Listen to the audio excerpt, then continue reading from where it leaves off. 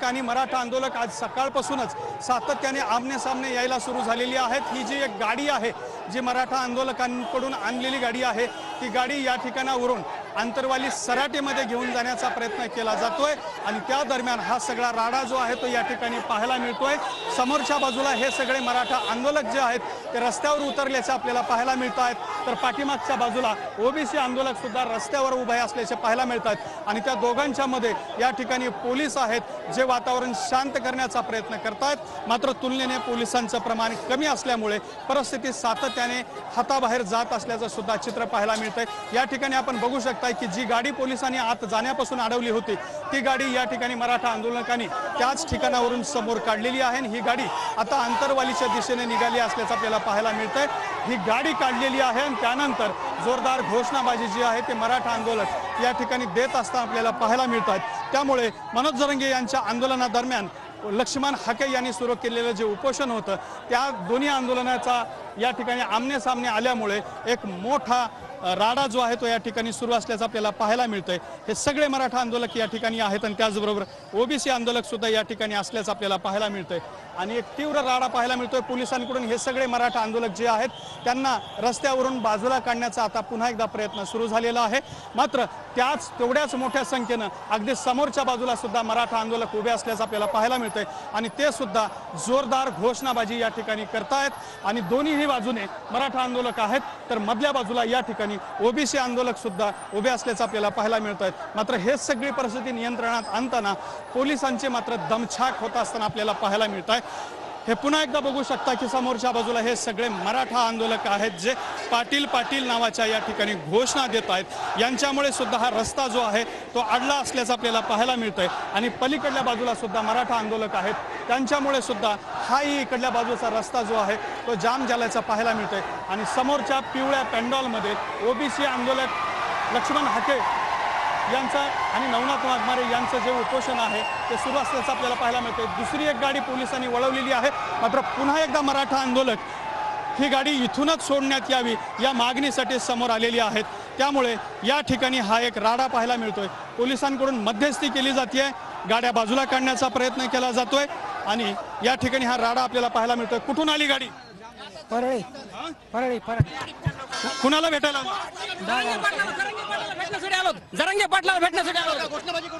जरंगे पाटलाला भेटायला आले सांगितलं जातंय, मात्र ह्या गाड्या बाहेरच्या बाजूने काढल्या जात आहेत। अजूनही मोठ्या संख्येनं पाठीमागे आपल्याला गाड्या पाहायला मिळतात। या सगळ्या गाड्या ज्या आहेत ते मनोज जरंगे यांच्या आंदोलनाला भेटी देण्यासाठी येत आहेत। मात्र या गाड्या वाडेगुद्री गावातून ज्या ठिकाणी लक्ष्मण हाके यांचं उपोषण सुरू आहे त्या ठिकाणावरून जाण्याचा आग्रह धरतायत। मात्र पोलिसांनी याला पर्यायी रस्ता दिलेला आहे। आणखी एक गाडी या ठिकाणी आपण बघू शकताय की ओबीसी आंदोलकांनी अडवलेली असल्याचं आपल्याला पाहायला मिळतं आहे। ऋषिकेश बेद्रे नावाचे जे अटक झालेले कार्यकर्ते होते त्या ऋषिकेश बेद्रेची ही गाडी आहे आणि ती सुद्धा गाडी या ठिकाणी ओबीसी आंदोलकांनी अडवली असल्याचं आपल्याला पाहायला मिळतं आहे। ही गाडी खरं तर थांबवण्यात आलेली आहे आणि या ठिकाणी परिस्थिती हाताबाहेर जात असल्याचं सुद्धा चित्र पाहायला मिळतं आहे। ही गाडी समोर घेण्यासाठी पोलीस सातत्याने आग्रह धरतायत, मात्र गाडी बाहेर घेण्यासाठी या ठिकाणी वेगळा प्रयत्न जो आहे तो सुरू असल्याचं आपल्याला पाहायला मिळतं आहे। काय सांगाल, काय अडचण आहे? काय नाही अडचण, या ठिकाणी शांततेत मार्गाने चालू आहे।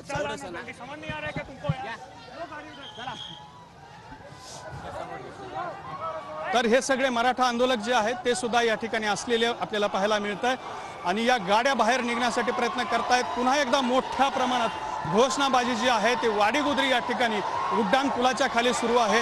हे ऋषिकेश बेद्रे यांची गाडी आल्यानंतर हा सगळा गदारोळ जो आहे तो सुरू झाल्याचं आपल्याला पाहायला मिळत आहे।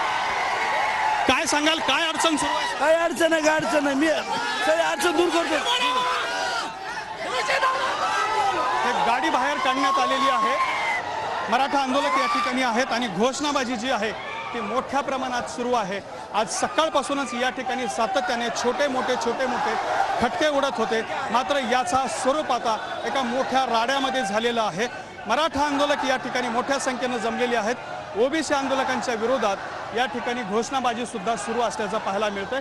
मात्र आणखी एक बाब पुन्हा एकदा प्रकर्षाने जाणवते ते म्हणजे पोलीस संख्याबळ जे आहे ते तुलनेनं या ठिकाणी कमी आहे।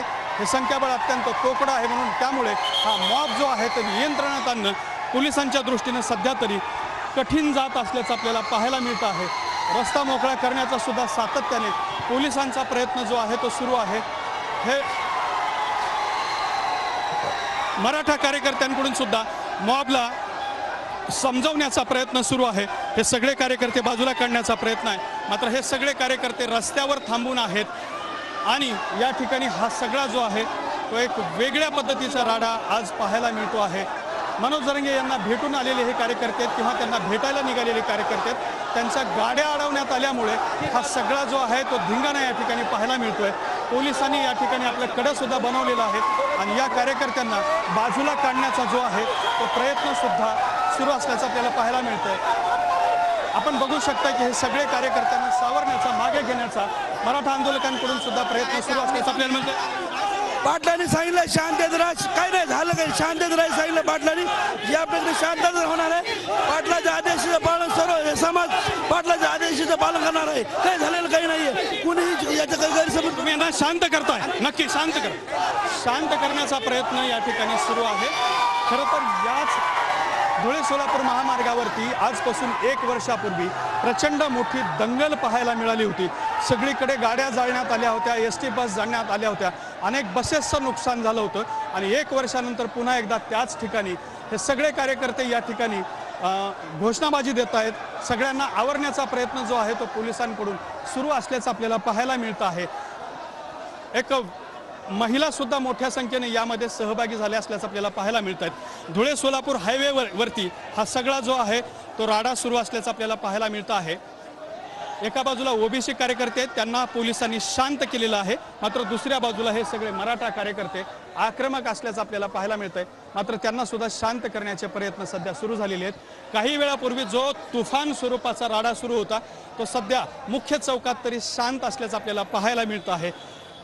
लक्ष्मण हाके यांनी जे उपोषण सुरू केलेलं आहे ते अगदी रस्त्याच्या कोपऱ्यावरती, मुख्य रस्त्याच्या कोपऱ्यावरती ते आंदोलन सुरू केलेलं आहे आणि त्यांच्या समोरूनच मनोज जरंगे यांच्या भेटीसाठी जाणाऱ्या गाड्या जात असतात आणि त्या गाड्या जात असताना घोषणाबाजी होत असते आणि त्याला प्रत्युत्तर जे आहे ते ओबीसी कार्यकर्त्यांकडून मिळायला सुरुवात झाली होती। आज सकाळपासून हा सगळा प्रकार सुरू होता, त्याचं आज एका मोठ्या राड्यामध्ये रूपांतर झालेलं आहे। पोलिसांकडून हा सगळा जो सकाळपासून सुरू असलेला प्रकार आहे तो थांबवण्याचा, त्यांना आटोक्यात आणण्याचा प्रयत्न सुरू आहे।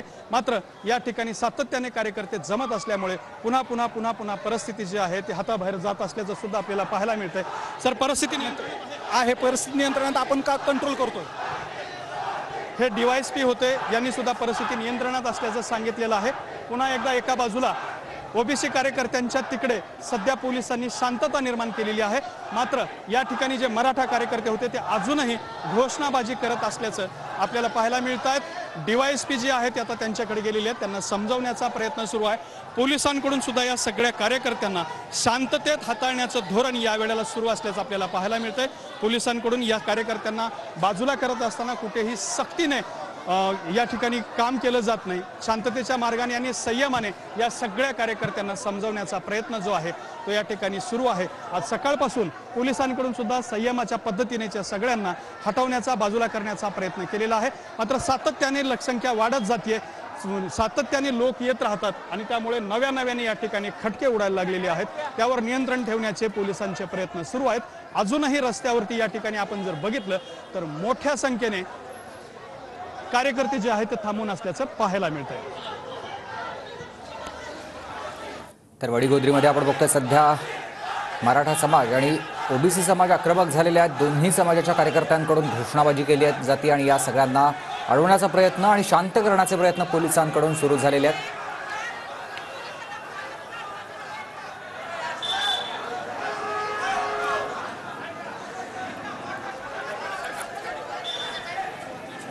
मनोज जरंगे यांचं देखील उपोषण सध्या अंतरवली सराटीमध्ये सुरू झालेलं आहे। तर दुसऱ्या बाजूला लक्ष्मण हाके यांनी देखील मनोज जरंगे यांच्या उपोषणाच्या विरोधात एक उपोषण सुरू केलंय। दरम्यान वडीगोद्री या परिसरामधून अंतरवली सराटीकडे जाणाऱ्या मराठा समाजाच्या कार्यकर्त्यांकडून रॅली देखील काढण्यात आलेली होती, मात्र जिथे लक्ष्मण हाके यांचं उपोषण सुरू आहे त्याच ठिकाणी घोषणाबाजी करण्यात आल्याचा आरोप करत ओबीसी संघटना देखील आक्रमक झाल्या आणि दोन्ही समाजाचे कार्यकर्ते आता आमने सामने आले असून घोषणाबाजी केली जाते आणि या सगळ्यांना शांत करण्याचे प्रयत्न पोलिसांकडून सुरू झालेले आहेत। पोलिसांकडून या परिसरामधून येणाऱ्या वाहनांना देखील वेगळी वाट करून दिली जाते, वेगळ्या मार्गाने पुढे पाठवलं जात आहे। पुन्हा एकदा दत्ता कनवटे माझे सहकारी आपण त्यांच्याकडे जाणार आहोत. दत्ता, पोलिसांकडून या सगळ्यांना शांत करण्याचे प्रयत्न सुरू झालेले आहेत, मात्र अद्यापही दोन्ही ठिकाणाहून घोषणाबाजी मात्र सुरूच आहे.